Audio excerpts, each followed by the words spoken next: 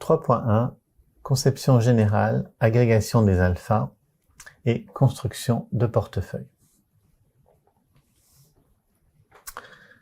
Alors, voici les objectifs de cette partie.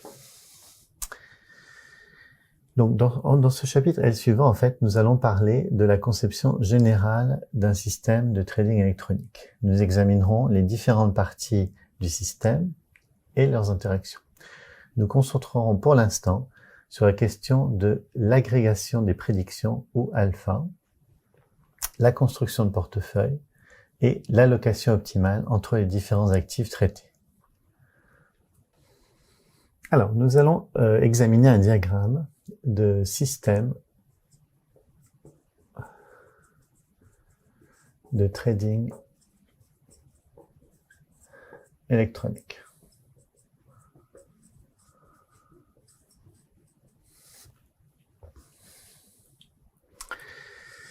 Alors, un système de trading électronique typique comporte les éléments suivants.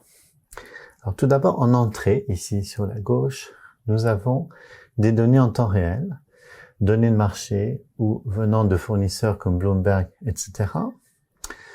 Des données historiques également, aussi appelées offline, donc prix, volatilité, chiffres économiques et autres. Et aussi, dans certains cas, des données alternatives comme mesures satellitaires, flux des réseaux sociaux, etc.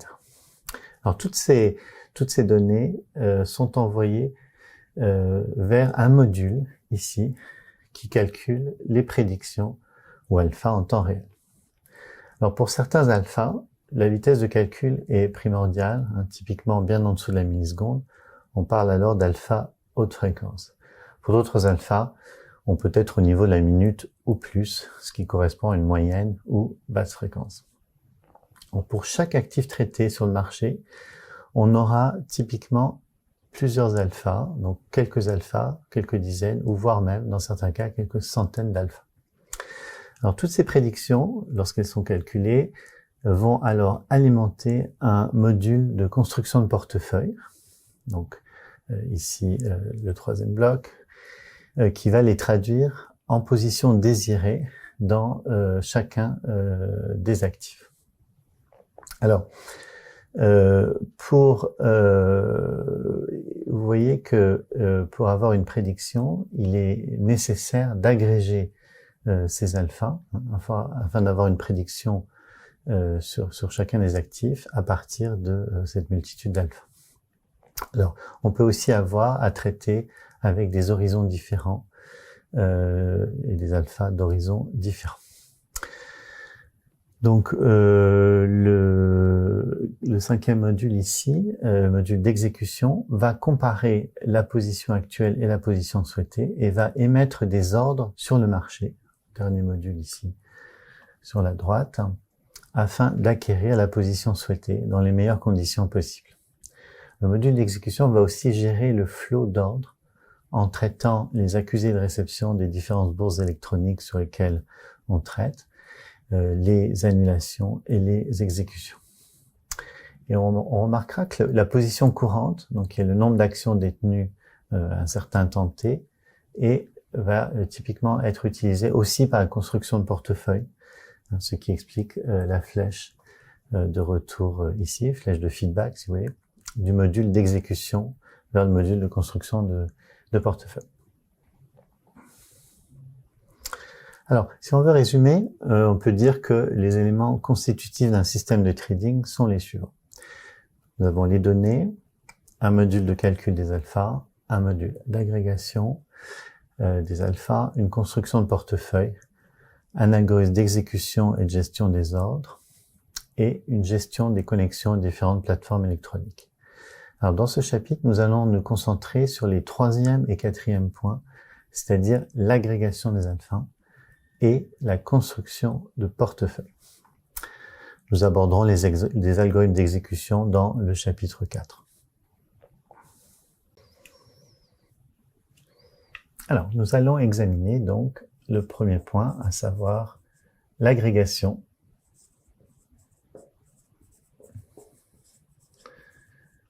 des alphas.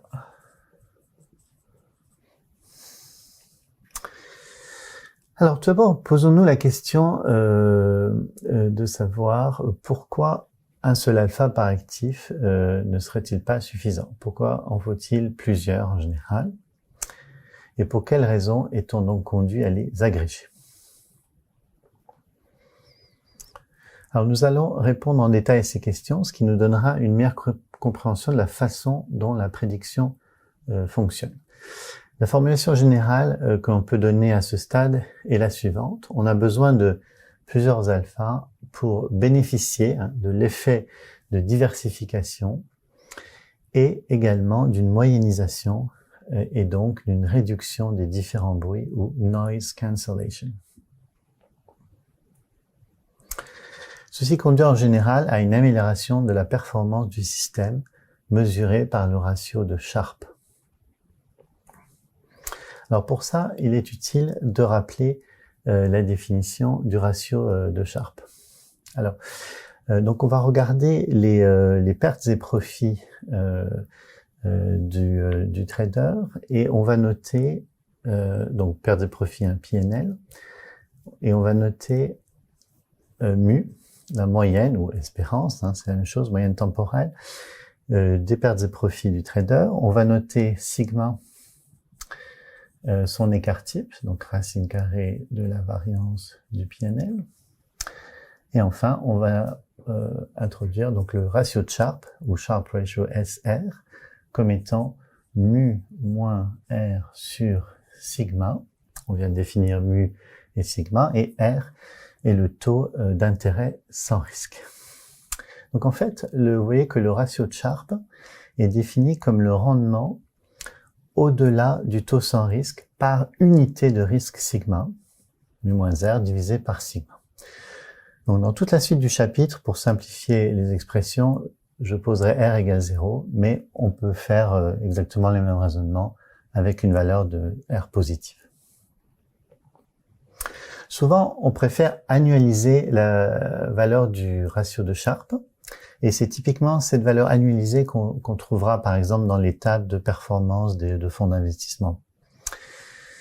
Alors pour annualiser le ratio de Sharpe, on doit prendre le PNL, donc pertes et profits journaliers, et également l'écart type journalier. Et donc si on fait une hypothèse de normalité, en fait pour avoir le Sharpe annualisé, donc on va diviser le rendement annuel par l'écart type annuel, et on va supposer qu'il y a 252 jours ouvrés par an. Donc mu va avoir un scaling en 252 et sigma en racine de 252. Donc au final, le ratio de Sharpe annualisé va s'exprimer comme racine de 252 fois mu moins R sur sigma, c'est-à-dire en fait racine de 252 fois le ratio journalier. Nous allons maintenant présenter la méthode la plus classique pour combiner différents alphas et comprendre le bénéfice que l'on peut retirer de cette combinaison. Donc dans ce qui suit, on va d'abord supposer que nous ne traitons qu'un seul actif, pour simplifier, et pour lequel nous avons plusieurs prédictions ou alpha. Alors, on va considérer que nous utilisons chaque alpha comme une sorte de sous-portefeuille. Donc ça veut dire que si l'alpha dit a une prédiction positive, donc dit que l'action va monter, on va acheter une action, et réciproquement négatif va vendre cette action. Et maintenant, on va regarder le portefeuille formé par les cas alpha, donc les cas sous-portefeuille. Et pour simplifier cet exposé, on va supposer que tous ces sous-portefeuilles ont des performances identiques. Donc, les pertes et profits, un PNL, ont le même mu, l'hypothèse ici, et la même volatilité sigma. Donc, le ratio de Sharpe individuel, ici, est donné par, on a défini SR0, Sharpe ratio 0, qui est mu divisé par sigma. On va faire enfin une autre hypothèse simplificatrice, c'est que tous ces portefeuilles, ces sous-portefeuilles plutôt, sont corrélés 2 à 2 avec la même corrélation constante ρ ici, entre moins 1 et 1, bien entendu. Alors, on va maintenant examiner le ratio de Sharpe du portefeuille total, donc la somme des cas sous portefeuille. Alors, il est assez facile de voir que le PNL moyen, étant donné les hypothèses qu'on a faites, du portefeuille global, hein, c'est K fois mu, bien sûr. Mu, c'est le PNL de chaque sous-portefeuille. Et la volatilité est donnée par K sigma 2 correspondant à la diagonale de la matrice. Donc, si plus précisément, donc on va avoir le ratio de Sharpe, donc qui va être K, et ici, racine de K plus K carré moins K rho fois notre ratio de Sharpe individuel. En effet, on voit que il y a donc ce terme K correspond au terme de la diagonale matrice de covariance, et il y a aussi les termes hors diagonale, hein, et donc on en a K, c'est une dimension ici, hein, donc c'est K carré moins K. Donc tout ce qui se passe en dehors de la diagonale a uniquement un facteur rho, ce qui explique ce terme ici. Alors, cette expression peut bien sûr être simplifiée, on peut diviser haut et bas par K, hein, et donc on tombe sur cette expression, donc 1 sur, donc on a une racine simplement de, donc rho plus 1 sur K, facteur de 1 bon, fois SR0.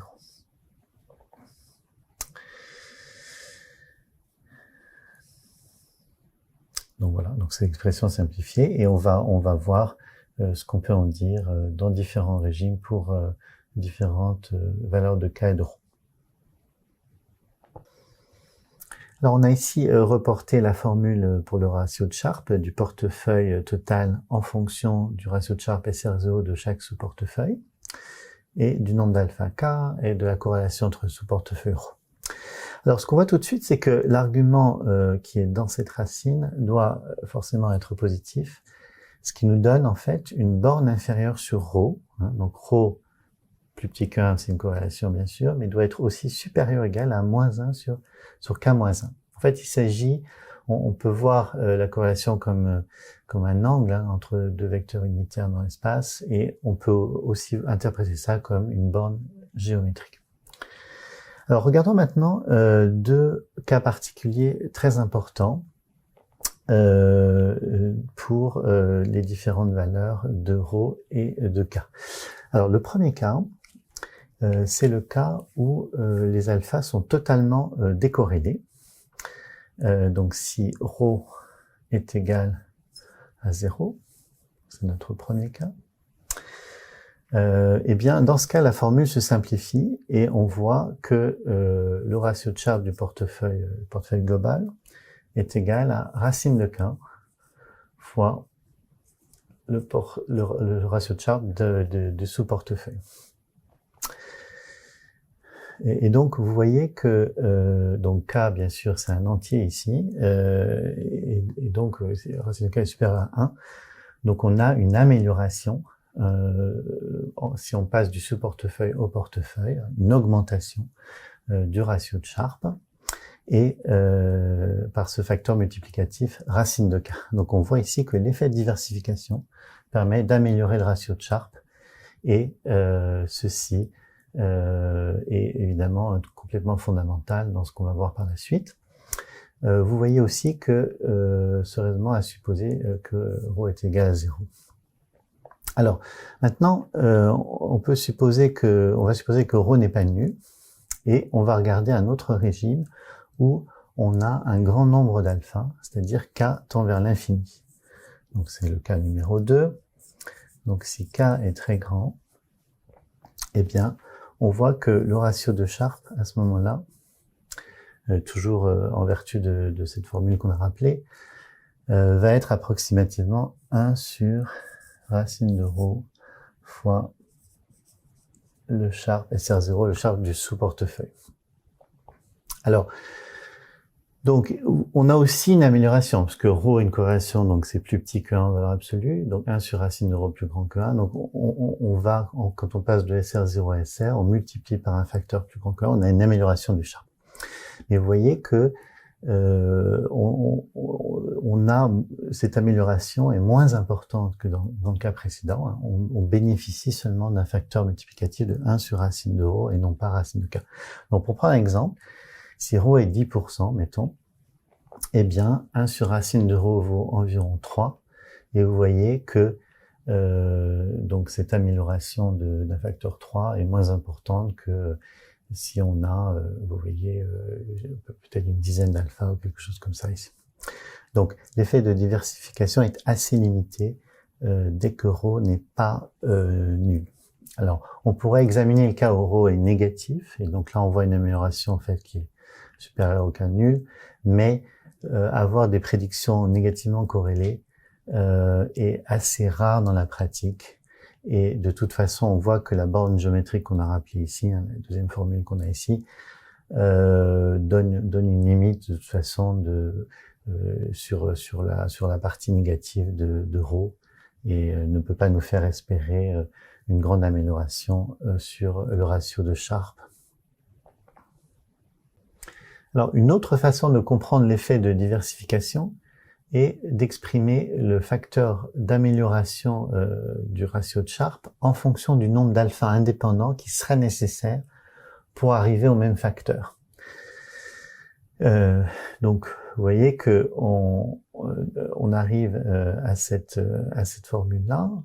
Donc, ce qui se passe ici dans la racine, qui est le ratio de Sharpe, pour un certain cas, on va écrire quel serait le cas bar qui serait équivalent pour un ρ nul. Donc, on arrive à cette équation. Et on parle alors de nombre d'alpha équivalent indépendant, ou effective number of independent alphas. Donc, on peut inverser cette équation, bien sûr, et écrire k bar sous cette forme. Donc, k sur k ρ plus 1 moins ρ. Donc, nombre effectif d'alpha indépendant. Donc, on voit que ce nombre, on voit tout de suite que ce nombre est borné par 1 sur ρ. Et donc, pour avoir un ordre d'idée, si on prend une corrélation ρ de 20%, par exemple, donc un cinquième, vous voyez que k bar est inférieur à 5. Et si vous vous souvenez du facteur d'amélioration de racine de k bar, on a donc une borne sur l'amélioration du ratio de Sharpe qui est de l'ordre de racine de 5.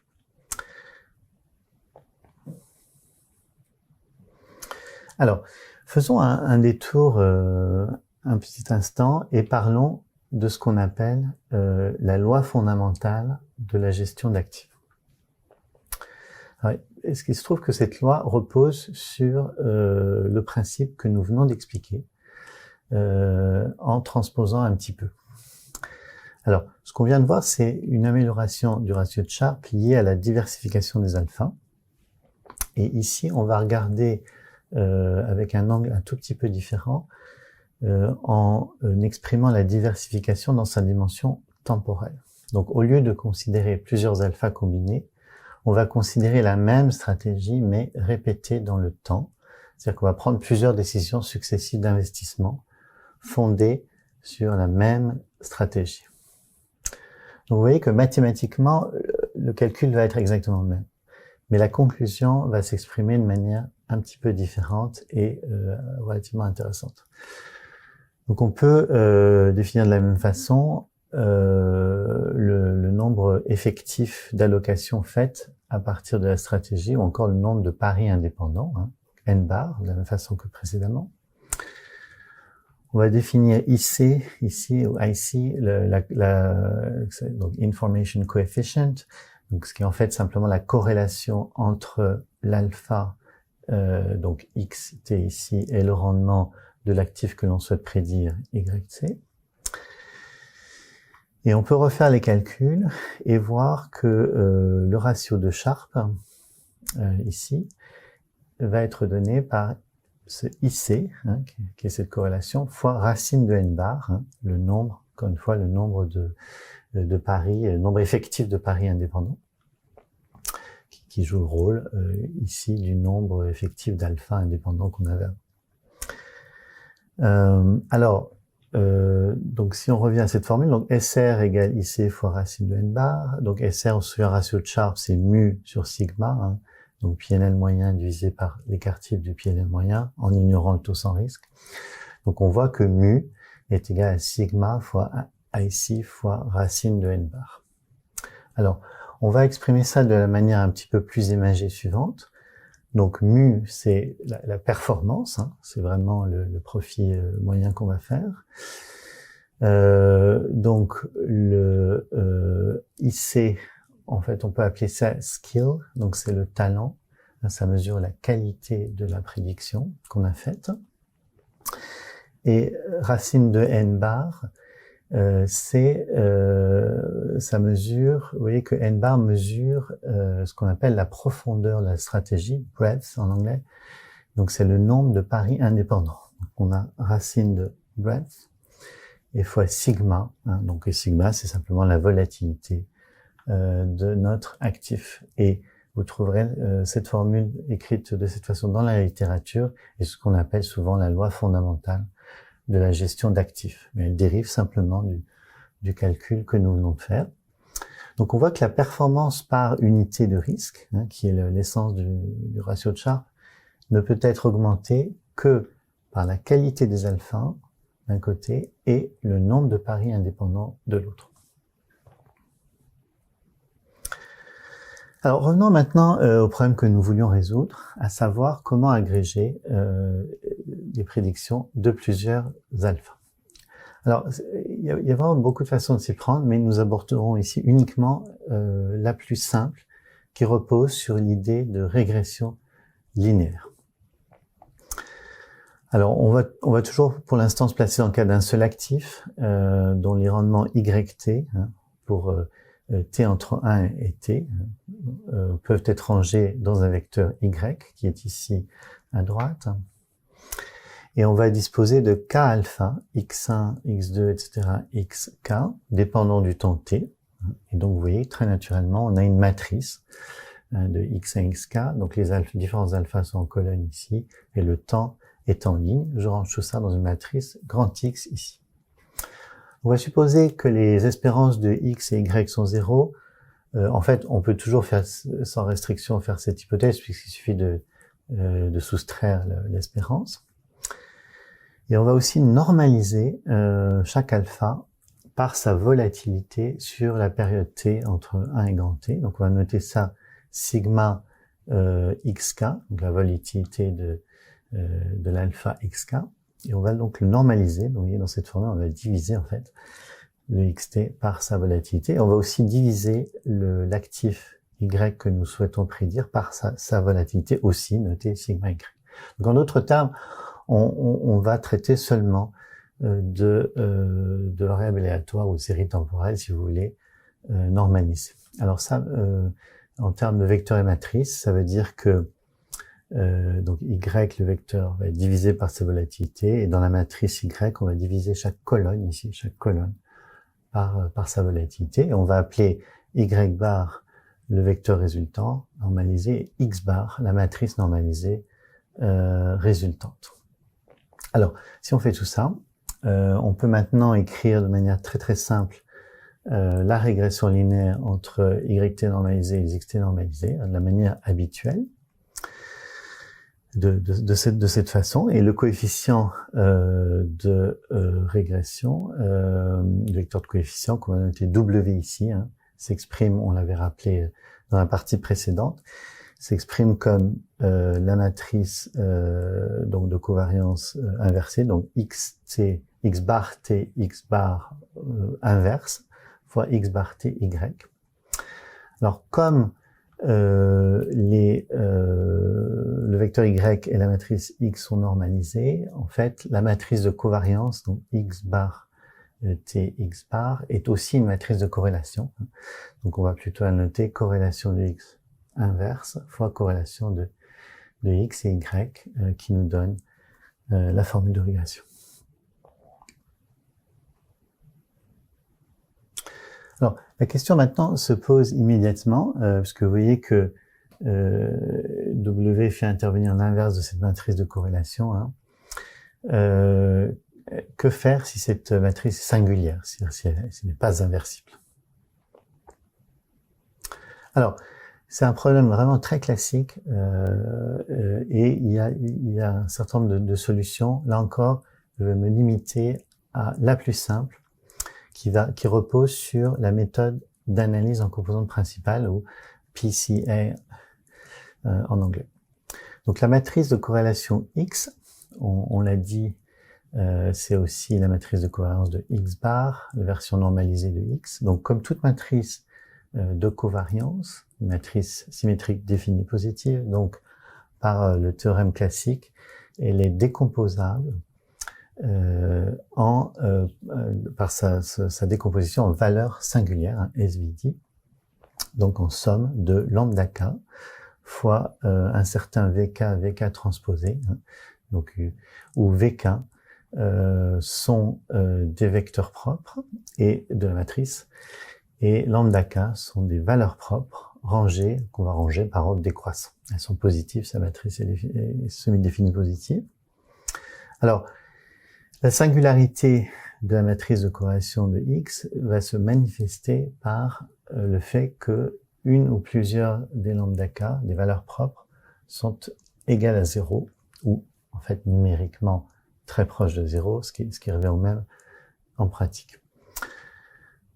Donc une façon de résoudre ce problème va être en fait de prendre le maximum entre ces valeurs propres et un certain epsilon, et définir une matrice rectifiée, donc je vais appeler ça corrélation tilde de X, matrice rectifiée, définie à partir de cette somme, donc la somme de K égale 1 à grand K, mais on va remplacer, vous voyez, lambda K, qui peut être nul ou très petit, par le maximum entre lambda K et epsilon, et fois le même VK transposé.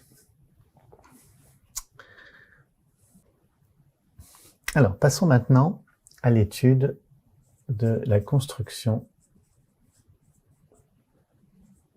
de portefeuille.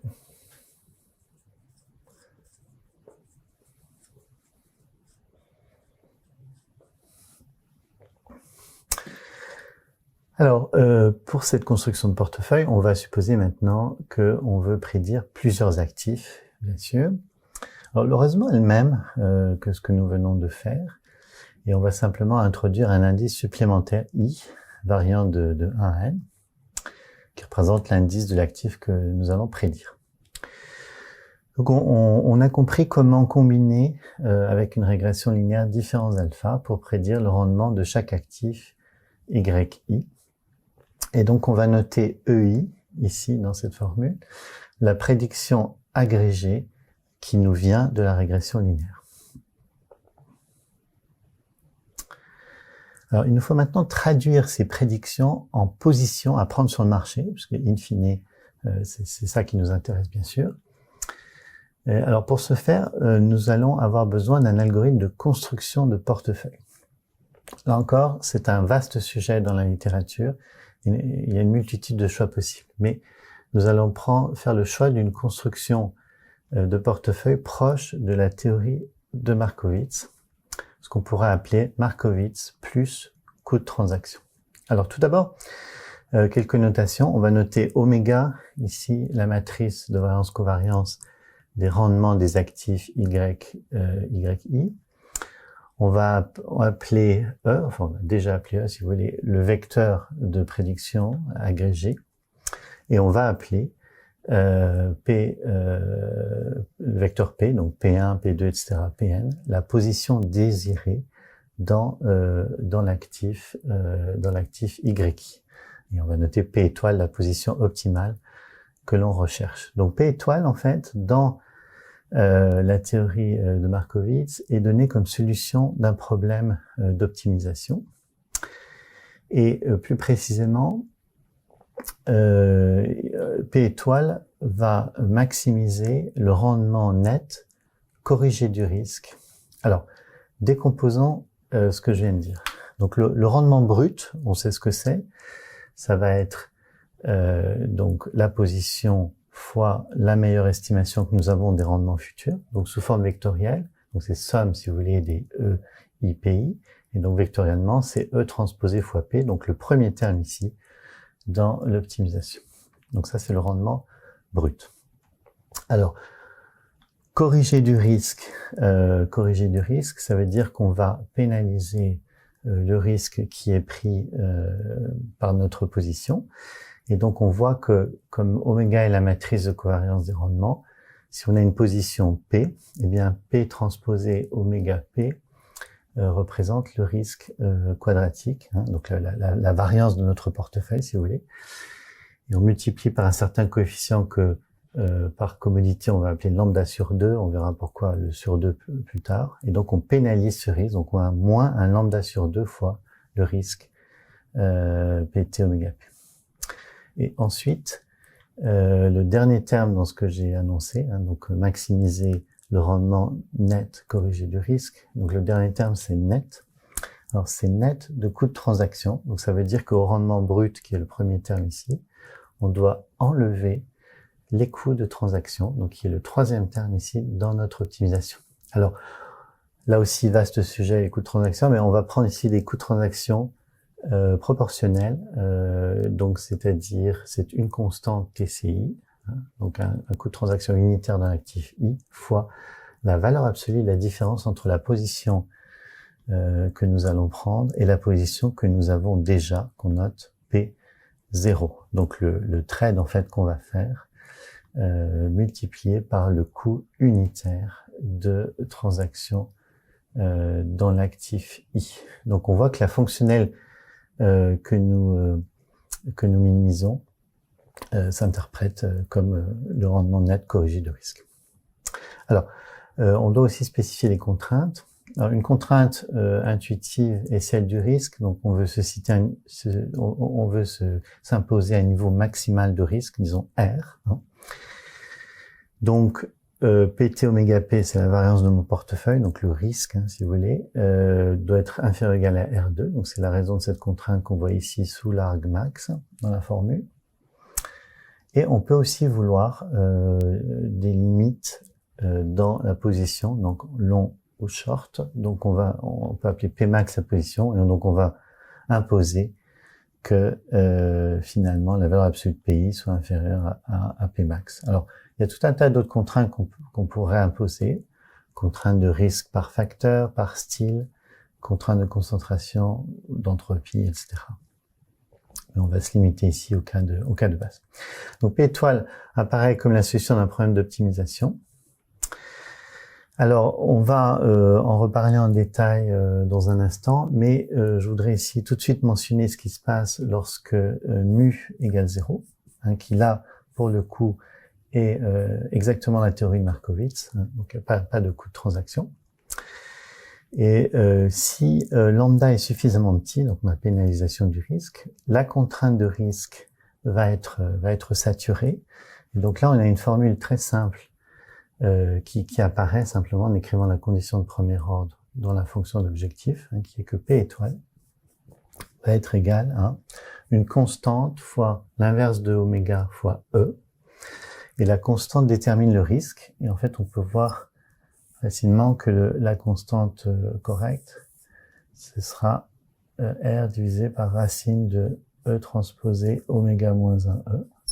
Donc fois oméga moins 1 fois oméga moins 1 E. Donc, en fait, donc cette formule, encore une fois, vous pouvez la voir en écrivant la condition de premier ordre sur la forme quadratique oméga 0. Donc, c'est la formule bien connue du portefeuille de maximisant le ratio de Sharpe dans la théorie de Markowitz. Et en ce sens, quand mu n'est plus égal à 0, ce que nous avons est d'une certaine manière l'extension la plus simple de la théorie de Markowitz dans le cas de coût de transaction proportionnel. Alors, un des aspects un peu désagréables, si je puis dire mathématiquement, de ce problème d'optimisation est la présence de valeurs absolues dans le troisième terme, parce que la valeur absolue n'est pas une fonction différenciable. Et donc, on peut pas simplement écrire que la différentielle de la fonction qu'on optimise est nulle.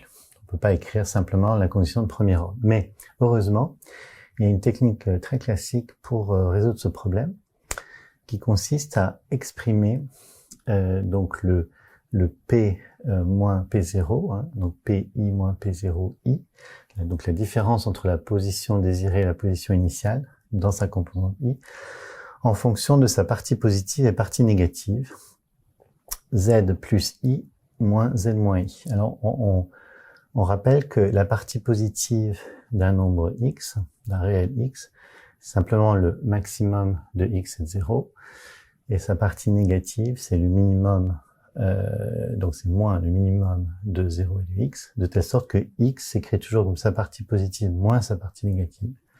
Les parties positives et négatives sont deux quantités positives ou nulles, comme on l'indique ici. Et par ailleurs, on a, du fait même de la définition, on a une condition qu'on appelle de complémentarité, qui est que Z plus fois Z moins égale 0. Les deux termes ne peuvent pas être nuls en même temps. Alors ensuite, on va poser le problème d'optimisation dans les variables augmentées,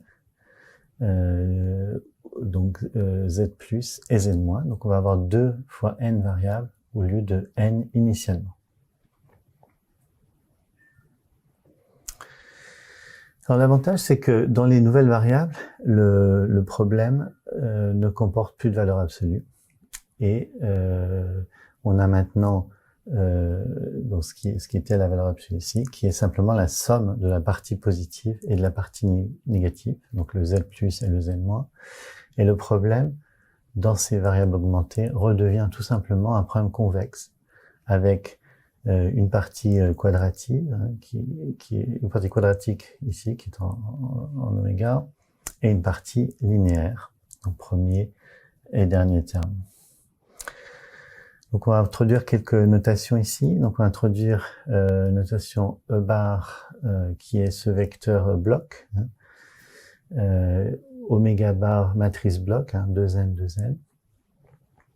2n. Et le problème va maintenant avoir une formulation élémentaire en termes de la forme quadratique définie par oméga bar, hein, à savoir, on va simplement maximiser donc le ET transposé fois notre vecteur dans les nouvelles dimensions fois moins la forme quadratique avec oméga bar. Alors, on est réduit à un problème d'optimisation convexe et même d'optimisation quadratique sous contrainte. Alors, examinons un petit peu ces contraintes dans les nouvelles variables. Alors, la contrainte de risque, tout d'abord, il est facile de montrer qu'elle se transpose immédiatement dans les variables Z plus et Z moins, comme une contrainte quadratique, hein, avec la nouvelle matrice oméga bar, et un terme linéaire.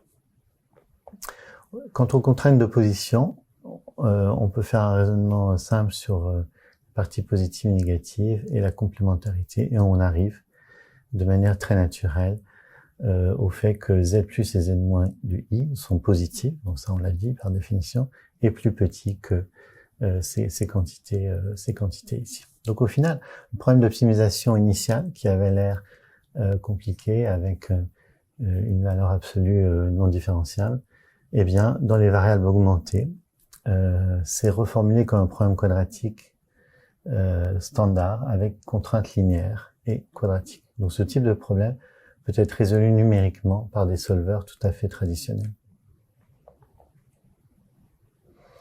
Alors, un aspect important de cette simplification du problème par changement de variable est que le temps de calcul pour obtenir la position optimale est très faible. On peut vraiment obtenir très rapidement la position optimale, et c'est un avantage pour le trading haute fréquence ou même moyenne fréquence. Par ailleurs, le fait que la solution soit unique, hein, comme dans tout problème convexe avec une matrice définie positive, eh bien assure une grande stabilité de la solution pour des jeux de paramètres donnés. Alors, il peut, cela dit, y avoir des problèmes lorsque on traite un grand nombre d'actifs et que la matrice oméga devient numériquement singulière. Il faudrait alors désingulariser la matrice avec des techniques proches de ce que nous avons vu ou avec la méthode de PCA par exemple. Il y a toute une littérature sur ce sujet liée à l'investissement en actions, puisque dans ce domaine, on peut rencontrer un nombre d'actifs de l'ordre de plusieurs milliers et donc une matrice oméga qui va très rapidement posséder des valeurs proches de zéro statistiquement. Qu'avons-nous appris dans ce chapitre 3.1 ?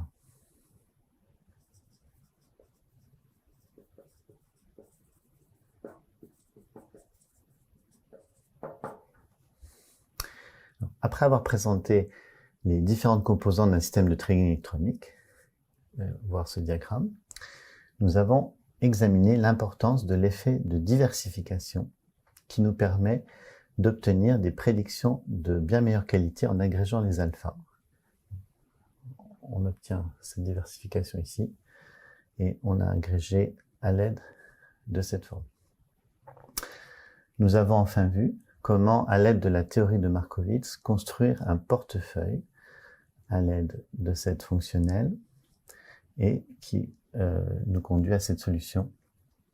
Et ce portefeuille nous a permis de prendre les positions sur le marché qui exploitent au mieux nos prédictions ici.